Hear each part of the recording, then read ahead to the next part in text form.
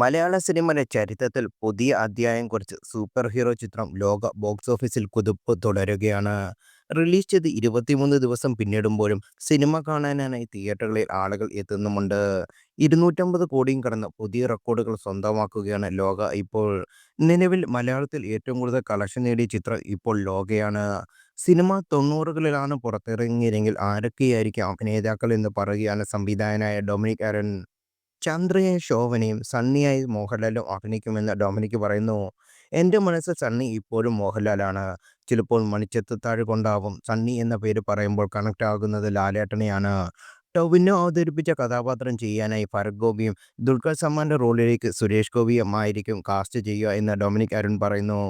Reel ട്രബ് എന്ന മാധ്യമത്തിൽ നൽകിയ അഭിമുഖത്തിലായിരുന്നു പ്രതികരണം. അതേസമയം ആഗോളതലത്തിൽ ഏറ്റവും ഉയർന്ന കളക്ഷൻ നേടുന്ന മലയാള സിനിമയായി മാറിയിരിക്കുകയാണ് ചിത്രം ഇപ്പോൾ. എമ്പുരാന്റെ 268 കോടി എന്ന കളക്ഷനാണ് ലോകം മറികടന്നത്. ഇന്ത്യയിൽ നിന്ന് മാത്രം 150 കോടി നേടുന്ന രണ്ടാമത്തെ മലയാള ചിത്രമാണ് ലോക. കേരളത്തിൽ നിന്ന് മാത്രം 100 കോടി നേടുന്ന രണ്ടാമത്തെ ചിത്രവും ലോകയാണ്. ലോകയുടെ വിജയം മലയാള സിനിമയുടെ വളർച്ചയും സാധ്യതയെക്കുറിച്ചുള്ള പുതിയ പ്രതീക്ഷയാണ് നൽകുന്നത്. വലിയ ബജറ്റിൽ ഒരുക്കുന്ന മലയാള സിനിമകൾ ഇനി മുതൽ അന്താരാഷ്ട്ര നിലവാരത്തിൽ തന്നെ കളക്ഷൻ നേടുമെന്ന് സാധിക്കുന്നതിന്റെ സൂചന കൂടിയാണ് ഇതിനെ കാണുന്നത് ഏറെയും. ഡൊമിനിക് ആരന്റെ സംവിധാനത്തിൽ ഒരുക്കിയ ചിത്രം നിർമ്മിച്ചത് ദുൽഖർ സൽമാന്റെ വേവേർ ഫിലിംസ് ആണ്. 5 ഭാഗങ്ങളുള്ള ഒരു സൂപ്പർ ഹീറോ സിനിമാറ്റിക് യൂണിവേഴ്സിന്റെ ആദ്യ ചിത്രമാണിത്.